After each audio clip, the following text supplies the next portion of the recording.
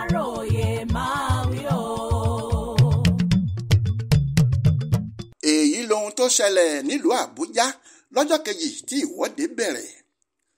ọ̀rọ̀ kò fararọ lọ́jọ́ kejì táwọn aráàlú péjọ sí ìkóríta Gbágá roundabout nílùú Àbújá lọ́jọ́ Ẹtì Friday ọjọ́ kejì oṣù kẹjọ yìí, ìyẹn lọ́jọ́ kejì tí ìfẹ̀hónúhàn táwọn aráàlú gùn lé ń lọ lọ́wọ́.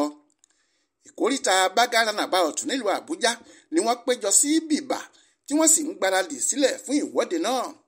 ṣùgbọ́n kò ju wákàtí mélòó kan lọ lẹ́yìn tí wọ́n péjọ táwọn ọlọ́pàá kò gbèrègbè tí wọ́n ń lọ káàkiri láti dá àwọn aráàlú lọ́wọ́ kọ́ nípa ìwọ́de ìfẹ̀hónúhàn tí wọ́n ń ṣe fi lọ́ọ́ bá wọn níbẹ̀.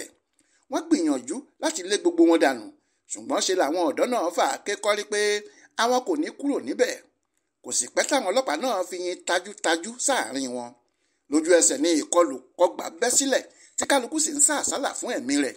ìṣẹ̀lẹ̀ náà mú ìpayà bá àwọn aráàlú kan tí wọ́n ń lọ jẹ́jẹ́ wọn nítorí pé ṣe ni atẹ́gùn gbé òórùn tajútajú náà débi tí wọ́n wà ní wàhálà bá wọn.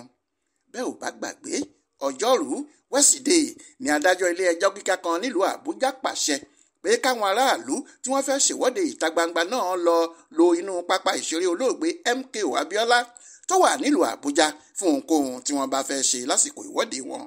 ṣùgbọ́n tí wọ́n fà á kékọ́rí pé àwọn kò ní dúró sínú pápá ìṣeré náà, wọ́n ní ìta gbangba làwọn máa lò nítorí pé ìta gbangba làṣà ta.